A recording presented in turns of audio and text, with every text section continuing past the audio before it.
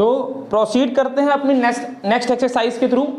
ठीक है, मैंने आपको पहले लेक्चर में समझाया था कि कुछ ऐसी भी क्वाड्रेटिक इक्वेशंस होती हैं जो सॉल्व नहीं होती हैं। जैसे मैं आपके सामने लिखने जा रहा हूं, ध्यान से देखिएगा।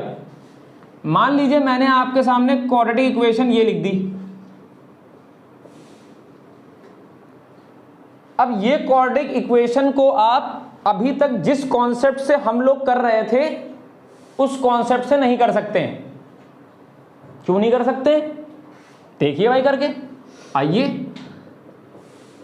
आपके माइंड में कोई भी चीज सस्पेंस में नहीं रहनी चाहिए। क्यों नहीं कर सकते हैं?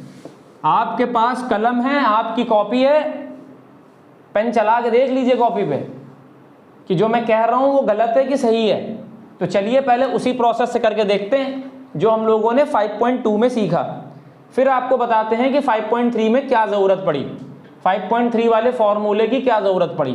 तो देखो, ए की वैल्यू 1, बी की वैल्यू 5, सी की वैल्यू 10। ए और सी को मल्टीप्लाई किया, ए और सी को क्या किया? मल्टीप्लाई किया। मल्टीप्लाई करने पे कितना आया? 10। बी कितना है? 5। अब दो ऐसी वैल्यू एज्यूम करो जिनको मल्टीप्लाई करने पे 10 आए और ऐड या सब्ट्रैक्ट करने पे 5 आए। नहीं है वैल्यूज। खूब पेन चलाइए कॉपी पे, खूब ढूंढिए, टेबल पढ़िए, 1000 तक टेबल पढ़ डालिए। भाई मैं तो अपने बच्चों से कहता हूं कि टेबल कहां तक याद दूं? 1000 तक। तो कहीं भी टेबल पढ़िए, आपको ये सल्यूशन कहीं मिलने वाला नहीं है। तो इसका मतलब कुछ ऐसी भी क्वाड्रेटिक इक्वेशंस होती हैं जिनमें ये वाला कॉन्सेप्ट हम लोगों का फिट नहीं बैठता है जो हम लोग लगाते हैं। इसी के लिए फॉर्मूला डेराइव किया गया, जिसको आप बहुत ध्यान से सुनिए, 5.2 में भी लगा सकते हैं, 5.3 में भी लगा सकते हैं। देखो, अगर कोई फॉर्मूला बना है ना तो वो सब जगह लगेगा, और कोई अगर कॉन्सेप्ट बना है तो वो हर जगह नहीं लगेगा। फॉर्मूला इसीलिए बनाया ही जाता है कि वो हर जगह लगे। तो अब आपको क्या लगाना है? इस पर फॉर्मूला लगाना है। तो फॉर्मूला क्या है? रिपीट करेंगे, पहले लेक्चर में बताया था। इसको बोलते श्रीधराचार्य,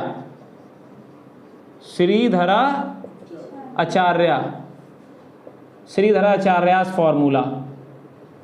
क्या फॉर्मूला था? x = -b ± √b² - 4ac/2a। यही फॉर्मूला था। तो आपने कंपेयर तो करा ही होगा मेन इक्वेशन से। तो a की वैल्यू कितनी है? 1, b की वैल्यू कितनी है? 5, c की वैल्यू कितनी है? 10। आप सब्स्टिट्यूट कर दो। आप क्या करोगे? सब्स्टिट्यूट कर दो। सब्स्टिट्यूट करो तो b की जगह क्या रखोगे? 5, तो -5 हो जाएगा क्योंकि माइनस साइन पहले से लगा है। फिर अंडर रूट b कितना है? 5 का होल स्क्वायर। ठीक है, -4 इंटू a कितना है? 1। अब मेरी यहां एक बात और सुनिएगा बहुत ध्यान से। अगर ये बात आपने ध्यान से नहीं सुनी तो फिर दुर्घटना हो जाएगी। वही वाला है, सावधानी हटी दुर्घटना घटी। बहुत ध्यान सुनिएगा। हमारी जो स्टैंडर्ड इक्वेशन होती है वो क्या होती है? ax² क्या कर रहा है? ax² + bx + c = 0। Standard equation क्या है? ax² + bx + c = 0। तो ये तो हमें पता है। अरे पता है, सुन तो लो। इसमें यहां पर भी प्लस है, यहां पर भी प्लस है। क्या तुम्हारी इक्वेशन में दोनों जगह प्लस है? नहीं। तो याद रखना, तुमको साइन के साथ उतारना होगा। अब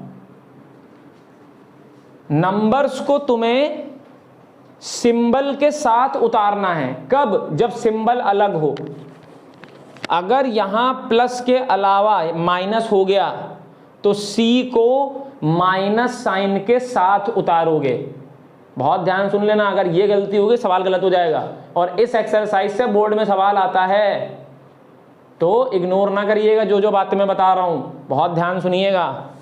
सी के आगे प्लस है तो यहाँ पर भी सी के आगे प्लस होना चाहिए, अगर नहीं है तो साइन के साथ उतारो, ठीक है। बी के आगे प्लस है, बी के आगे प्लस है तो यहाँ पर भी बी के आगे प्लस होना चाहिए, अगर है तो ठीक, नहीं है माइनस है तो साइन के साथ उतारो। साइन का बहुत ध्यान दीजिएगा वरना क्या गलती होगी बाद में बताएंगे, अभी क्या गलती होगी। तो अभी के लिए सी की वैल्यू कितनी आ गई, तो यहाँ मैंने लिख दिया -10 अपॉन 2 इंटू ए कितना है 1। अब देखो मैं इधर लिख रहा हूँ, जगह नहीं है उधर, ध्यान से देखिए। तो x की वैल्यू क्या आई, -5 प्लस माइनस 5 का स्क्वायर 25 माइनस माइनस प्लस 10 4 जा 40 अपॉन 2 तो यहाँ से -5 प्लस माइनस ये कितना हो जाएगा 65 अपॉन 2। अब इसको देखिएगा कैसे करते हैं, ध्यान से देखिए। यहाँ ये प्लस माइनस का मतलब क्या है, बहुत ध्यान से देखिए। यहाँ ये जो प्लस और माइनस इसका मतलब क्या है, बहुत ध्यान से देखिएगा। x की एक वैल्यू -5, ये माइनस तो रहेगा ही, एक बार प्लस वाला साइन लीजिए और 65 लीजिए अपॉन में 2, एक बार ये तो माइनस रहेगा ही, प्लस के नीचे क्या था तो एक बार माइनस वाला √65/2, ये दोनों रूट्स हो गए, ये दोनों क्या हो गए रूट्स। अब मेरी एक बात और सुनना बहुत ध्यान से, ये जो अंडर रूट लगा है, ये जो अंडर रूट लगा है, बहुत ध्यान सुनिएगा, ये जो अंडर रूट लगा है, ये अंडर रूट के अंदर जो भी वैल्यू आए, सुनना बहुत ध्यान से, हमेशा पॉजिटिव होनी चाहिए। मतलब ये क्वांटिटी सॉल्व होने के बाद हमेशा कैसी आनी चाहिए, पॉजिटिव। अब तुम देखो, अगर तुमने सी का साइन ना लगाया होता, अगर तुमने सी का साइन ना लिया होता तो अंडर रूट के अंदर क्या आता 25 - 40 मतलब कितना आता -15। और आपको पता है कि अंडर रूट के अंदर जब माइनस साइन आता है ना तो इसको बोलते हैं इमेजिनरी वैल्यू। जो वैल्यू क्लास 10th के पॉइंट ऑफ व्यू से मानी नहीं जाती है, आप क्लास 11th में जाएंगे तब आपको इमेजिनरी वैल्यू पढ़ने को मिलेंगी। तो इसलिए अगर आपके किसी भी क्वेश्चन के सल्यूशन में अंडर रूट के अंदर, बहुत ध्यान सुनिएगा, अंडर रूट के अंदर माइनस साइन आ गया, सल्यूशन गलत है, सल्यूशन गलत है, आपने कैलकुलेशन मिस्टेक की है। छोटी छोटी बातें हैं, अगर आपने इनको ध्यान नहीं दिया आप सवाल गलत कर दोगे। ध्यान सुनिएगा, तो इसका मतलब मुझे इसको नेगेटिव साइन के साथ लेना पड़ेगा, तभी जाके ये प्लस होगा। इसीलिए देखो यहाँ पर नेगेटिव साइन के साथ लिया था। छोटी छोटी बातें हैं, बहुत ध्यान समझ कर लीजिए, समझ लीजिए। 2-3 सवालों में समझ जाएंगे, क्वेश्चन में दम नहीं है। तीसरी बात सुनिए, अब क्या है। पहली बात मैंने क्या बताई थी, फिर से सुन लीजिए। पहली बात, बी, सी और ए को अगर प्लस के अलावा कोई साइन लगा है, प्लस के अलावा माइनस ही लगा होगा, तो साइन के साथ उतारिए, साइन के साथ फॉर्मूले में रखिए। रखने के बाद देख लीजिए कि आपके पास जो अंडर रूट की वैल्यू आई है ये पॉजिटिव है कि नेगेटिव है। अगर पॉजिटिव है अंडर रूट के अंदर वाली वैल्यू तो हो सकता है कि आप सही हैं, हो सकता है। लेकिन अगर नेगेटिव है तो 100% आपका कैलकुलेशन गलत है, ध्यान रखिएगा। 100% आपका कैलकुलेशन गलत है। 2 बातें हो गई श्रीधराचार्य फॉर्मूले के बाद की। तीसरी बात ध्यान सुनिए, आपको पता है कि अंडर रूट के अंदर कोई ऐसी वैल्यू आ जाए जो किसी का स्क्वायर होती है। तो जैसे 64 है तो आपको पता है 8 मान लीजिए 81 है तो आपको पता है 9, मान लीजिए 16 है आपको पता है 4, तो ये तो आपको पता है। मैं कह रहा हूं अब क्या होगा जब आ जाएगा √65, अब क्या होगा? तो बहुत ध्यान सुनिए, अब इसमें आपको कुछ काम और करने पड़ेंगे, आसान नहीं है। वो काम क्या करने पड़ेंगे? आपको सीखना पड़ेगा स्क्वायर रूट निकालना, कैसे स्क्वायर रूट निकालते हैं। तो ये मैं कवर करूंगा अभी कुछ देर के बाद, स्क्वायर रूट कैसे निकालते हैं। ठीक है, पहले हम लोग इजी सवाल करेंगे। उन सवालों में क्या होगा? उन सवालों में आपको अंडर रूट के अंदर वो वैल्यूज देखने को मिलेंगी जो किसी ना किसी का स्क्वायर होती हैं। जो शुरुआत के मैं 3-4 सवाल करूंगा वो सवाल में अंडर रूट के अंदर लिखी हुई वैल्यू जो होगी वो किसी ना किसी का स्क्वायर होगी। पहली बात वो पॉजिटिव होनी चाहिए। दूसरी बात अभी कुछ क्वेश्चंस में अंडर रूट के अंदर आने वाली वैल्यू सॉल्व होगी। ठीक है, जो चीज़ें आपको लग रही हैं यहाँ से नोट करने वाली हैं नोट कर लीजिए, फिर मैं 2-3 पॉइंट्स लिख दे रहा हूँ वो आपको याद रखने हैं। पॉज करके पहले इतना लिख लीजिए। मान लीजिए पहले मैंने सवाल ये लिखा, देखिए यहाँ मैंने सवाल लिखा 2x square minus 7x plus 6 = 0। ये क्वेश्चन 5.3 एक्सरसाइज का पहला सवाल है। ये क्वेश्चन 5.3 एक्सरसाइज का पहला सवाल है और क्वेश्चन की हेडिंग लगी है क्या? Solve the following equations by using formula. अब मेरी बात सुनो, पहले मैंने जो बातें कही थी, हाँ, क्या पॉइंट नंबर 1 आपको क्या ध्यान रखना है जब आप फॉर्मूला अप्लाई कर रहे हैं? While using formula what to remember? While using formula what to remember, क्या ध्यान रखना है? क्या ध्यान रखना है? Point number 1, values of A B and C, values of A B and C should always be taken with their sign। आपको उनके साइन के साथ लेना है। ठीक है, ए बी सी की वैल्यू को आपको उनके साइन के साथ लेना है, मतलब कि निगेटिव साइन है तो निगेटिव साइन के साथ लेना है, पॉजिटिव लेने की जरूरत ही नहीं है। दूसरा point, value of square root, मतलब इसके अंदर जो पड़ेगा, value of square root, value under square root, मतलब जो इसके अंदर है, value in square root, square root के अंदर जो वैल्यू हो, value in square root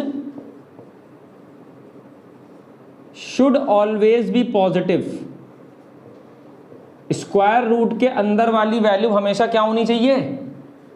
square root के अंदर वाली वैल्यू हमेशा क्या होनी चाहिए? पॉजिटिव। मतलब फॉर एग्जाम्पल के तौर पे क्या, अगर इसके अंदर 6 है तो ये सही है, अगर इसके अंदर -6 है तो ये गलत है। इसका मतलब आपने कैलकुलेशन गलत की है, ध्यान रखिएगा, आपने कैलकुलेशन गलत की है, आपने वैल्यूज को गलत चुना है, कुछ ना कुछ तो आपने गलत किया है तभी निगेटिव आ रही है।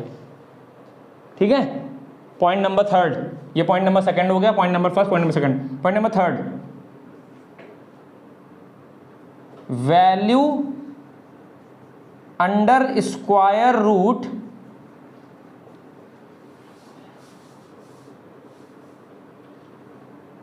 बी आ नंबर, बी आ परफेक्ट नंबर। ये क्या होगा? परफेक्ट नंबर होगा। जो स्क्वायर रूट के अंदर वैल्यू होगी वो क्या होगी, value under square root be are perfect number, एक परफेक्ट नंबर होगा इन सम केसेस। मतलब इसका क्या है कि जैसे ये मिला, ये एक परफेक्ट नंबर है क्योंकि ये सॉल्व होने पे 8 देगा। 16/9 ये परफेक्ट नंबर है, सॉल्व होने पे 4/3 देगा। ठीक है, ये हो गया values under square root be are perfect number in some cases. ठीक है, point number 4, but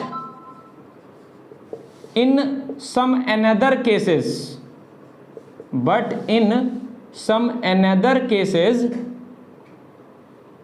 values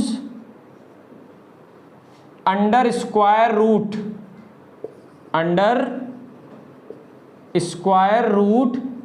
are not a perfect number,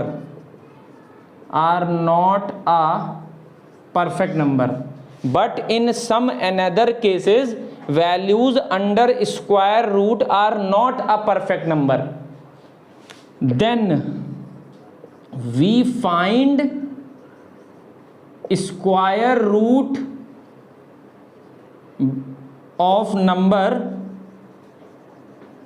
by different method। एक दूसरा मेथड आपको सिखाएंगे जिसके थ्रू आप उस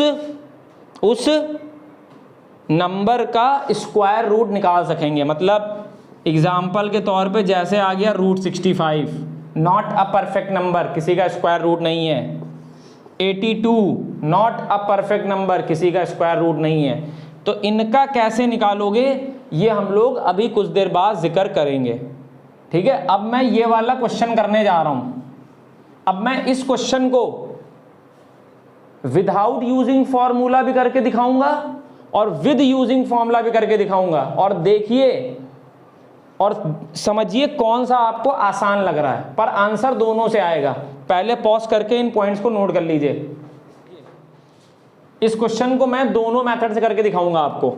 ठीक है, देखिए कैसे होगा। मैंने इधर लाइन खींच दी और मैंने इधर लाइन खींच दी। यहां पर मैं इसको पहले विदाउट यूजिंग फॉर्मूला से करूंगा। किससे करूंगा? विदाउट यूजिंग फॉर्मूला से करूंगा। ठीक है, अब देखो एक चीज मैं तुम्हें और बता दूं, अगर तुम्हें दूसरी एक्सरसाइज का कॉन्सेप्ट समझ में आया कि ए और सी को मल्टीप्लाई करना है, फिर बी को 2 नंबर एज्यूम करने हैं, आया है तो बेटर है। अगर नहीं आया है तो आप श्रीधराचार्य से ही निकालिएगा। जैसे इसीलिए मैं इस क्वेश्चन को दोनों मेथड से क्यों कर रहा हूं, ताकि आपको इनमें से जो इजी लगे आप वो लगा सकते हैं। लेकिन हर क्वेश्चन में ऐसा नहीं होगा, कुछ क्वेश्चंस में हमेशा श्रीधराचार्य ही लगेगा। तो बेटर है कि मेरे हिसाब से आप धराचार्य को फॉलो करें, क्योंकि क्वेश्चन में ऐसा कुछ लिख के आता नहीं है यूजिंग फॉर्मूला या विदाउट यूजिंग फॉर्मूला। वो अगर लिख के आ रहा है तो बेटर है, तब तो तुम्हें पता ही है कि क्या करना है। अगर जैसे कुछ नहीं लिख के आया, अब तुम कंफ्यूज हो कि ये 5.2 का है कि 5.3 का है, तो बढ़िया है कि तुम उसको यूजिंग फॉर्मूला से करो। क्या पता तुम फैक्टर ना निकाल पा रहे हो, और अगर निकालना सीख गए हो फैक्टर तो बहुत अच्छी बात है। तो देखो पहले मैं इसको विदाउट यूजिंग फॉर्मूला से कर रहा हूँ। अगर मैं विदाउट यूजिंग फॉर्मूला से करूँगा तो ए की वैल्यू कितनी है 2, बी की वैल्यू 7 है, सी की वैल्यू 6 है। No need to write the signs of B, C and A in case of without using formula. जब फॉर्मूला नहीं लगाना है तो ए बी सी के आगे नेगेटिव साइन अगर है तो वो लगाने की जरूरत नहीं होती है, ध्यान रखिएगा। अब ए और सी को मल्टीप्लाई करो, 12, बी बराबर कितना है 7, ए इंटू सी, 2 6 दूनी 12, 7। 2 ऐसे नंबर सोचो जिनको गुणा करने पर 12 आए और जोड़ने घटाने पर 7 आए, तो 4 और 3 हो गया। तो हमने क्या किया, जो अपनी इक्वेशन थी उसको हमने 4 और 3 में तोड़ दिया, 4 और 3 में तोड़ दिया। तो यहां से 4x minus 3x plus 6 is equal to 0, ये हो गया। देखो माइनस इधर मल्टीप्लाई करोगे तो प्लस माइनस माइनस, अब ये एक पेयर हो गया, ये एक पेयर हो गया। यहां से 2x कॉमन निकालो, क्या मिलेगा x माइनस 4, यहाँ से 3 कॉमन, x माइनस 2, यहाँ से कॉमन निकालो, क्या मिलेगा x माइनस 2, एक ब्रैकेट में क्या हो गया x माइनस 2, एक ब्रैकेट में क्या हो गया 2x माइनस 3। यहाँ लाइन खींच के क्या करोगे, एक बार इसको 0 के बराबर तो x की वैल्यू 2, एक बार इसको 0 के बराबर तो x की वैल्यू 3/2।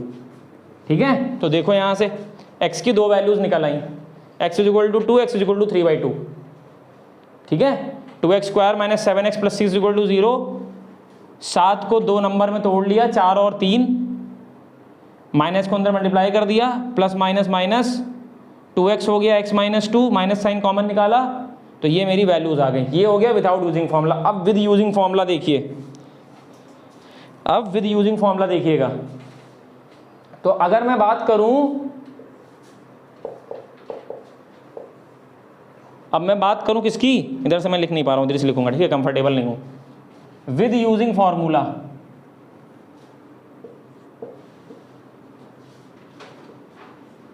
विद यूजिंग फॉर्मूला, फॉर्मूले को यूज करना है। अब जब फॉर्मूले को यूज करना है तो मैंने क्या बताया है, साइन के साथ, ए तो पॉजिटिव है, बी बताओ नेगेटिव है, सी बताओ, बी नेगेटिव था और सी पॉजिटिव है, तो साइन के साथ उतारा है। फॉर्मूला क्या है धराचार्य का, x is equal to minus B plus minus under root B square minus 4ac upon 2a, यही फॉर्मूला था धराचार्य का। आओ देखो, अब ध्यान से देखिएगा, सुनिए, अगर b पहले से माइनस का है, अगर b पहले से माइनस का है और यहाँ पर भी माइनस साइन लगा है तो इसको प्लस कर दीजिए, माइनस माइनस प्लस हो जाएगा ना। अगर माइनस साइन पहले से लगा है, b के आगे माइनस साइन है, तो माइनस माइनस प्लस साइन के साथ रख दीजिएगा।